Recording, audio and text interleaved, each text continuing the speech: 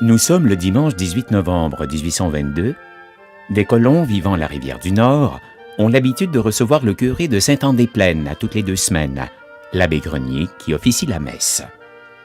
Entrons dans ce monde.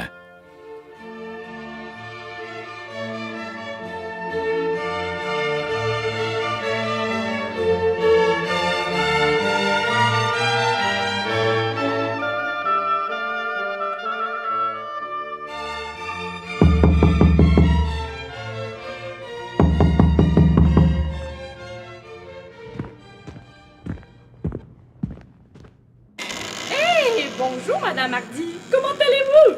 Oh, très bien, Mme Cadieux. Avec une belle température comme ça, on peut pas aller mieux. On a vraiment un bel automne. C'est vrai, Madame Hardy. On n'a pas encore de neige, puis il fait encore aussi frais que l'an dernier.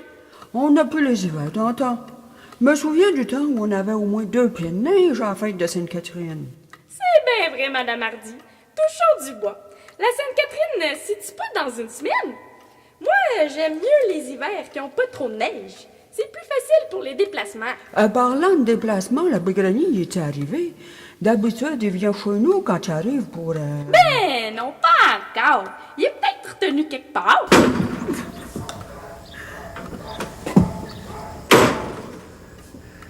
Archange, t'as-tu vu le chien qui se tient dans les parages? Je m'inquiète pour les poules. Ah bonjour, Madame Hardy. Quel bon vent vous amène? Bonjour, M. Cadieux. Ah, nous autres aussi, on l'a remarqué, le chien. Il n'a pas l'air méchant. Moi, je venais pour vérifier si tout était prêt pour la messe et si je pouvais être utile, là, quelque part, pour quelque chose. Ouais, dans le moment, la chapelle est bien chauffée. Je viens justement de mettre une bûche. Il manque juste la nappe sur l'autel, puis les affaires du curé. Madame Hardy vient tout juste me dire qu'elle s'inquiétait parce que l'abbé Grenier n'y était pas arrivé. Ouais, c'est bien la première fois qu'il n'est pas d'avance. Je me demande bien qu'est-ce qui a dû le retarder. Faut dire qu'il part de loin. C'est un bon 3 heures de route entre Sainte-Anne et ici, à la desserte de la rivière du Nord.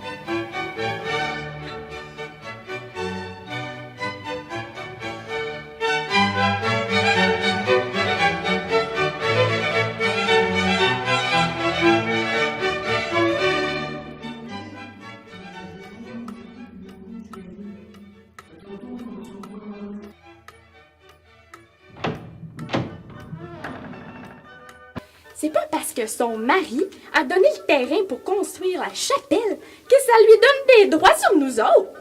Comme si on n'était pas capable de s'occuper de la chapelle tout seul.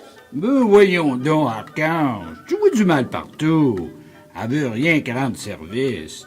Puis les Hardis, ça fait longtemps qu'ils sont ici. Puis c'est vraiment des bons chrétiens. Arrête de chialer pour rien. Et dis à Jean-Noël d'appeler la jument pendant que je m'habille. Je vais aller au-devant du curé. Et il n'y a pas pu se perdre. Il n'y a rien qu'un chemin pour venir ici. Tu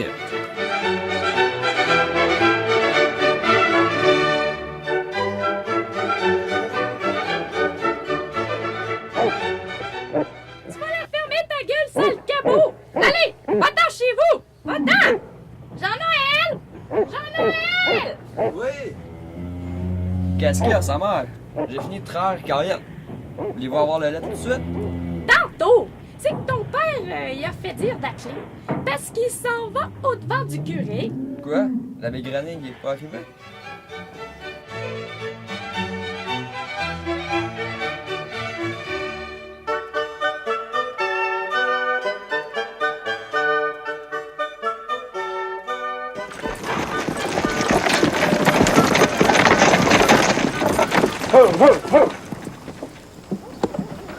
Bonjour, Arthur. Comment va le défrichage? Ça avance, Charles, ça avance. Je pense bien pouvoir finir avant le printemps, le gros de la coupe. Puis je pense au moins faire des labos sur au moins un arpent cette année. Oui, je suis bien content pour toi.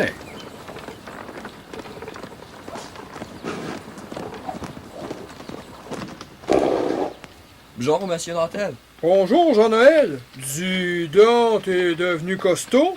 Hey, c'est ça, toi, ce beau chien-là? Faut bien croire qu'il m'adoptait. Mais à chaque fois qu'il voit ma mère, il se met à japper. Moi, je l'aime bien. Attends, mon pipi. Bon, En passant, monsieur Nantel, si vous avez besoin d'un bon coup de main, je pourrais bien vous accommoder cet hiver. Non, je fais bien les fouchons de terre, puis conduire les bœufs, c'est une niaiserie pour moi. T'es bien fin, mon Jean-Noël. Je dis pas non. Seulement, si ton père a besoin de toi sur sa terre. Tu es bien à l'aise, Charles. Si le toffe, c'est qu'on s'en est parlé. Tu sais, moi, ça fait un bout que j'ai fini le défrichement et que je fais de la culture. Puis l'hiver, il n'y a rien que les animaux à soigner. Après, c'est corvé. Et il peut aller t'aider. Ah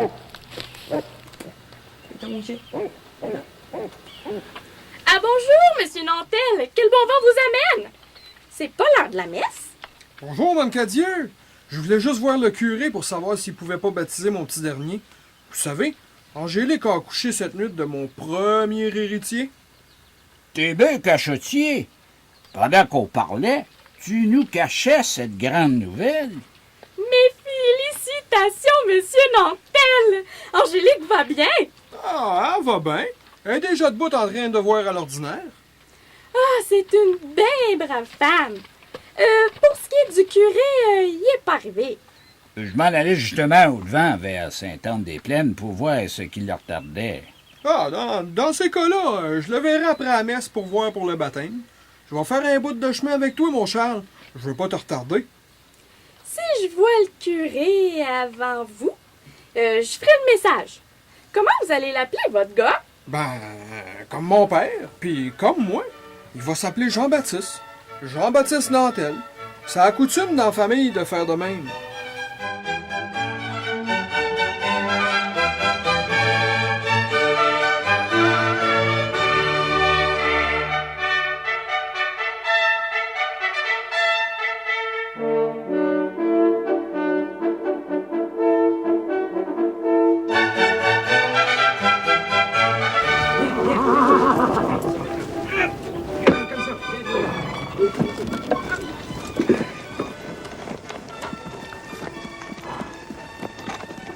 L'heure de la messe arrive, les colons se rassemblent à la chapelle.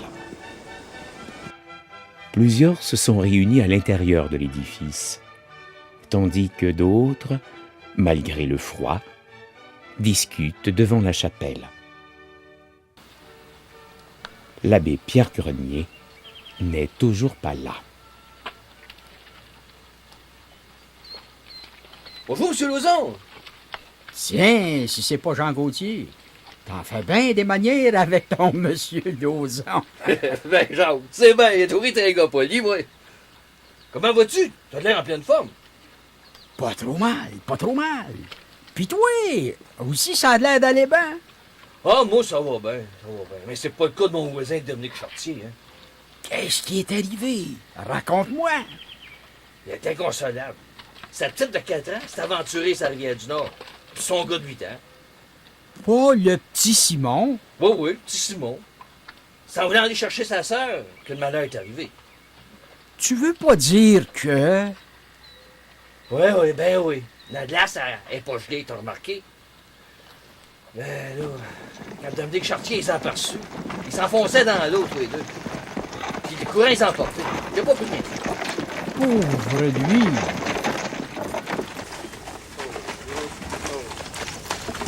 Tiens, voilà Étienne Pauvrette qui arrive. Oh! Hey, salut, vous deux! Paraît que le curé est pas arrivé? Non, pas encore.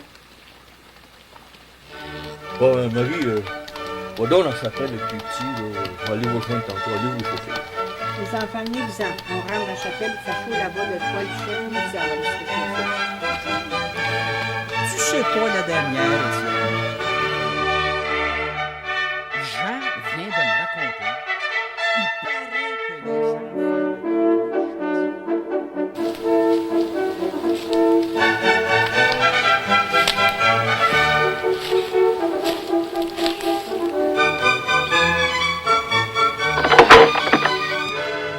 Bonjour, Madame Bouvret. Bonjour, Madame Cadieux. Bonjour, Madame de Montigny. Madame Lauzon. Ben, bonjour. L'abbé Grenier est pas là? Ben non, on sait même pas qu'est-ce qui arrive. La messe est dans 20 minutes, puis il est toujours plein. Mon mari, il est parti au devant au cas où qu'il serait arrivé un petit quelque chose, mais ça fait une bonne heure qu'il est parti. D'habitude, c'est lui qui sonne la cloche, à moins quart. Mais je sais pas si on devrait la faire sonner quand même. Attendez, je vais aller le demander à mon mari pour savoir qu'est-ce qu'il en pense. Les enfants tiennent plus en place. On devrait peut-être les envoyer dehors en attendant la messe. C'est une bonne idée, Madame Cadieux. Allez jouer dehors, les enfants, là, ça va vous faire du bien. N'allez pas sur le bord de la rivière, par exemple. Madeleine, toi, tu surveilles tes frères. Vite, viens!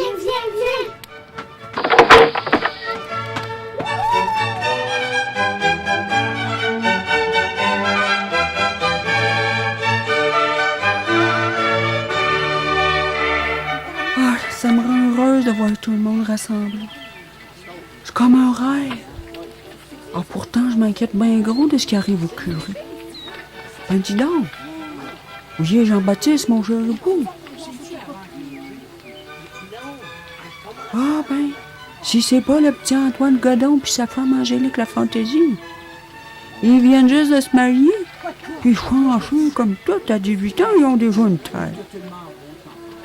Ah ben, regardez comme ça. On dirait bien qu'il y a une héritière. Oui.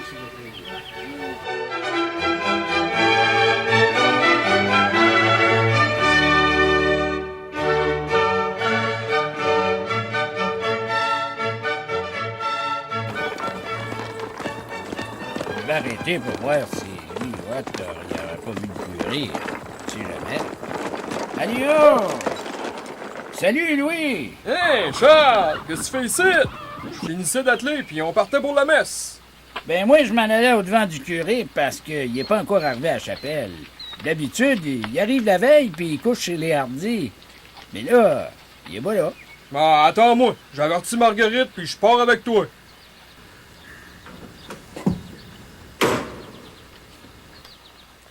Ouais, le ciel se couvre. Je sais pas si ça cache une tempête qui s'en vient, ça. C'est pas de bien bon augure.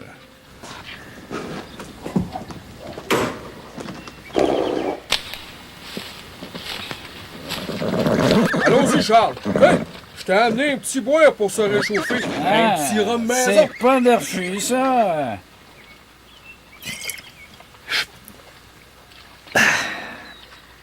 Allô?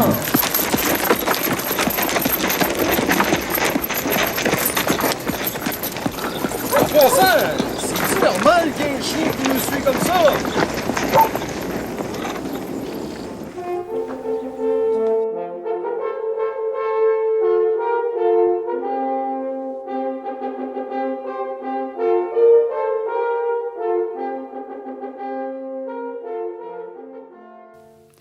Ah, je sais bien l'occasion même pas. Il n'y a pas pire comme qu'elle pour inventer des histoires. Bon, je fais mon innocent. Je sais bien qu'elle doit dire à tout le monde que c'est grâce à elle si la chapelle est si belle. Tiens, si c'est pas M. de Montigny qui parle avec mon mari. Bonjour, Madame Hardy. Qu'est-ce qu'il y a, Marie? Ah, ben bonjour, M. de Montigny. Je m'excuse de vous déranger, mais on se demandait même si le curé étant pas arrivé, on devait quand même sonner la cloche pour les inviter. Moi, je pense... je sais si vous êtes d'accord, M. Hardy, que l'appel de la cloche, vu qu'elle n'est pas bien grosse et que les habitants du coin ils savent tous que la messe est à 10 heures, ça ferait pas une grosse différence. Ben, ça veut-tu dire qu'on devrait la faire sonner? Qu'est-ce que t'en penses, Charles? Oh, je suis bien d'accord. Ben oui, Madame Hardy, faites-la sonner assez fort pour que le curé puisse l'entendre. Quand je dis ça, M. Hardy, je prends une force.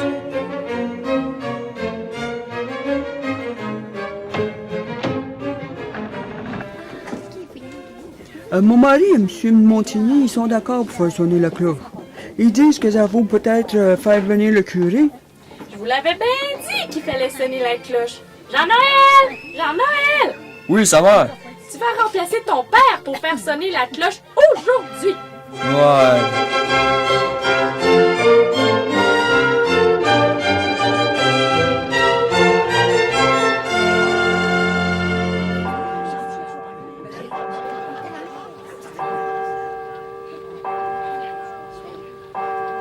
Pendant que les gens du perron de la chapelle discutent, le curé était pourtant bien installé dans sa carriole. Mais penché, il cherchait sa blague à tabac.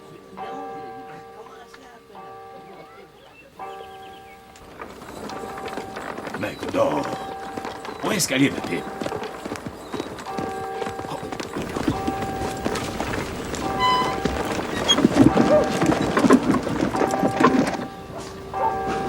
Bonjour, monsieur le curé! Oh, bonjour. Bonjour, tout le monde. Dites-moi pas que je vous ai créé des inquiétudes dans mon retard. Ben oui! C'est pas dans vos habitudes d'être pas d'avance face à l'office du dimanche.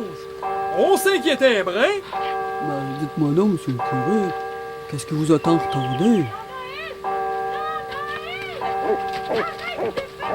Je suis parti comme d'habitude du presbytère de Saint-André-Plaine.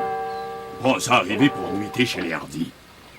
Mais je me suis aperçu que ma jument boitait de plus en plus. Je suis donc arrêté chez Jean-Baptiste, sur la Côte-Saint-Pierre, pour voir s'il pouvait m'aider. C'est qu'elle allait pas au trop, ma jument. C'est là qu'il m'a dit qu'il manquait un fer, puis que ça blessait. C'est alors qu'il m'a suggéré de passer la nuit chez lui, pendant qu'il s'occupait de ma jument en allant voir Pierre Guénette qui s'est ferré les chevaux comme il faut. Ma jument a été remise sur le piton, ça fait à peine une demi-heure.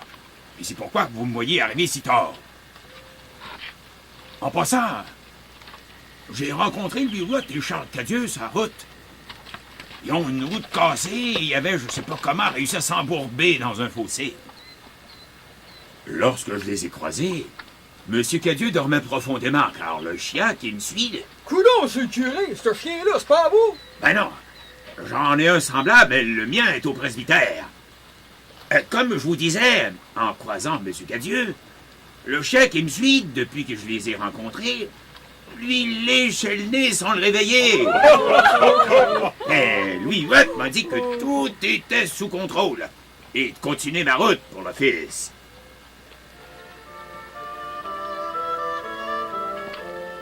Monsieur l'abbé Grenier, où est la nappe pour mettre sur l'autel? Ah, c'est dans ma carriole, là, en arrière.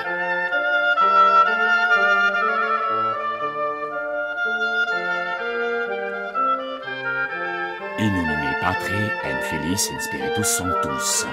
Amen.